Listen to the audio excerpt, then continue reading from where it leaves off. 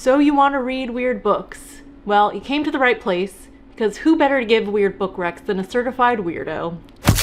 Hi everyone, my name is Melanie, and yes, I am a certified weirdo, so I love weird books. I mean, can you blame me? So you're obviously here because either you already love and read weird books, or you want to figure out how to get into weird books.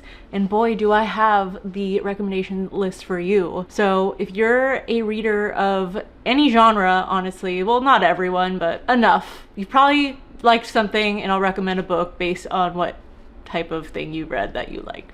So this is going to be broken down based by if you like reading a certain genre or want a specific experience, I will be recommending you books based on that. And so I don't consider myself a weird book expert, but I am a weird book lover, enjoyer of weird things. So I've read enough at this point that I feel like I can guide you on your journey into weirdness, because it's a great place to be, especially in the reading world. So I have a long list for you. I plan on giving you like 1-sentence synopses that will hopefully convince you to read these books, because they're, you know, a little crazy. So we got to attack my Weird Girl Lit shelf. This is Weird Girl Lit by female authors. There's not only female authors on this list, but you know, the bulk of my messy bookshelf, I have a dedicated shelf for it, obviously. So not all of these are going to be on the list, but I would say a lot of them. You know, I gotta save some for like a part 2 of this. You know, I can't do all of them at once, but maybe I'll throw in a few more that I haven't actually considered adding. We'll see. Starting with, if you are a Lit Fic reader, these are a great entry into weird books that focus more on, like, I would say character and just kind of more contemporary literary fiction type of weird books. Yeah, I definitely forgot to include some books on this list, but they'll be in part 2 when I read more weird books, which will definitely happen. So like I said, starting off, if you like Lit Fic, you'll probably like these. I was surprised that I liked this first one as much as I did, just based on the synopsis, but it was a grand old time, and I thought it was pretty funny. So we have My Year of Rest and Relaxation by Ottessa Moshfegh. Moshfegh is definitely a weird girl lit author. Like, she is known for her weird stories. I read 2 books. This one is the one I would recommend out of both so far. So this book is about a girl, a waspy rich girl who lives in New York, who hates her life so much that she wants to drug herself to sleep for an entire year. This next one, I think, deals with a lot more deeper themes, I would say, than the previous one. We have Our Wives Under the Sea by Julia Armfield, which I would also consider Julia Armfield a weird girl lit author at this point. I've read 2 of her books. The other one is not on this list currently. This is about the wife of a woman who got stuck in a deep sea submarine for an extended period of time, and how she deals with the aftermath of her return. If you like kind of what happened, what was that really awful story about the submarine explosion, this book will probably be up your alley. And then the next one, the premise is very weird in and of itself, and this one is definitely, I would say, like the most Lit Fic. Actually, no, they're all pretty Lit Fic, but if you want like weird love interests, this is the book for you. This is Sky Daddy by Kate Folk. This is about a woman who is sexually interested in planes, and her life goal and dream is to die in a plane crash. So yeah, you know, if you've ever watched those TLC shows where people are in love with their cars and love them, then this book is for you. Okay, the next book, there's only one in this category, and that is if you want a weird book that is really funny, or just kind of absurd and crazy and just a good old weird time. That is Galapagos by Kurt Vonnegut. If you are new to this channel, I am a big Kurt Vonnegut fan, but this is my favorite book thus far. This book is set amidst World War III, where a new vacation cruise to the Galapagos Islands embarks on its first journey. And it's narrated by someone a million years in the future from 1985. So you can imagine, it gets weirder than that, trust me. So yeah. Highly recommend if you want just to not know what's going on, but also like just enjoy reading experience, I would say. Next one is specific to if you really enjoy reading like a fever dream situation. I personally don't know how I felt about it, but this book definitely encompasses that. There's only one on this list, and that is Bunny by Mona Awad. Mona Awad is definitely a weird girl lit author. Her most recent one is Rouge, I think, and she's done All's Well, and I think another one. There's a sequel to this also that I don't plan on reading because I don't think people actually liked it.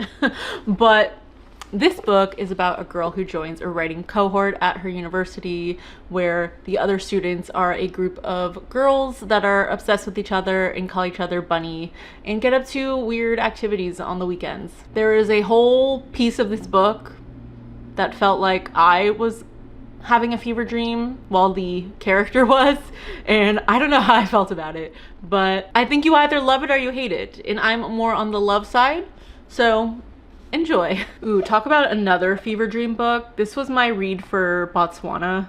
This is A Question of Power by Bessie Head, and this entire book is basically a fever dream or like hallucinations. So it is kind of impossible to figure out what's going on, and I don't even know how I feel about this book, but it was kind of interestingly weird and like really sexual, and yeah, I don't know. So like kind of a recommendation. If you are a sci-fi reader, you've probably read this book or know this author at least, but I'm not a big sci-fi reader, and this is, of all the sci-fi that I read, the weirdest one, and made me feel like a lot of other weird books that I read. So that is Annihilation by Jeff Vandermeer. You're probably not surprised, but this is a book about a group of women who are sent into an unidentified, barely explored Area X that popped up out of nowhere one day. And so we figure out what they find out there, and it is short, it is weird, and I just finished the sequel, and I have confusing thoughts about this series, but highly recommend this one at least. It's great. Forgot another book. Okay, now onto fantasy. There's two books in this category. The first one you're probably not gonna be surprised about, and if you've watched my channel last year, the second one you're also probably not gonna be surprised about, but I think this is a lot of people's first entry into weird books, especially like weird fantasy, and that is Pure Nessie by Susanna Clark. It is about a man living in a never-ending house full of hallways, vestibules, staircases, statues, alone, except for another person that he calls the Other. And that's all you need to know. This one actually was my intro to weird books, kind of, as well. So you gotta like keep going with this one in the beginning because it's a little repetitive. But I absolutely love this book, and it made Susanna Clark one of my favorite writers because now I've read everything that she's written, which is not a lot, honestly, but you know, a girl can dream she'll write something else before I die. And then the next fantasy rec is my favorite book from 2024, and that is The Library at Mount Shar by Scott Hawkins. I don't really want to give you much about this book because it is also a wild ride. It also is pretty funny at points, and it's also just very confusing, the structure, but it is about a group of adults, each with a specific set of skills that they were taught and a specific set of knowledge, who were raised by a father figure that ends up going missing, and they try to figure out where he went and what happened to him. And this father figure might very much be an all-knowing, all-seeing being, one might say. Okay, on to horror. If you are a horror lover, I think these books will be right up your alley. I have 4 in this category, and one is probably one of the most messed up books I've ever read, and so far, you know, it's pretty early in my life of reading. But starting with Slewfoot by Brahm, one of my favorite, most surprising reads of 2024 also, and it is about a woman living in Puritan colonies whose husband dies and tries to save her farm from her evil brother-in-law while the town turns against her. And meanwhile, there's like weird ancient forces that start to awaken, but I don't want to say any more than that because that part was like my absolute favorite part of the book. So if you want like female rage and revenge stories, this is for you. The next one, yes, this one was pretty disturbing. The part 2 of this book, oof, was hard to get through, but also I still really enjoyed it. And I don't know what that says about me, but I try not to think too much about it. And that is In the Miso Soup by Ryu Murakami. This is the better Murakami, in my opinion. They're both pretty fucked up though. This is about a young guide who takes a creepy American on a tour of Japan's red light district, sleazy underworld nightlife. You get where I'm going. And meanwhile, there's like a murder happening, serial killer on the loose. I don't remember, but it's short, but it packs quite a punch. And I'm warning you, like, this is not for the faint of heart whatsoever. So I warned you, be warned. And the next one we have is, I would say, like literary horror, but this one is Monstrilio by Gerardo Samano Cordova. And this one is about parents who raise a piece of their dead son's lung. Yes, raise as in like raising a child. That's all I'm saying about that one, because it's literally all the book is about. And then lastly is a more recent read, and that is Strange Houses by Uketsu. This is more of a mystery horror, I would say. And it's about a creepy Japanese mystery that gets discovered via someone sharing weird floor plans, and, you know, dove into the weirdness of it and figured out what was actually going on. But this book features floor plans. That's half the fun of it. So you get to uncover the mystery with our narrator. And it was really fun, and it was actually creepy. And he has another book out called Strange Pictures that I want to get to as well, that I think is about pictures rather than floor plans. On to dystopian books. If you like dystopian books, then these two are probably for you. But I do want to preface these, as these both are pretty bleak and not like what you think, like Hunger Games, you know, like action-packed. It's very, like, it's weird, you know? You don't quite know what's going on. You might not get answers. And the first one is The Unworthy by Augustina Basterica.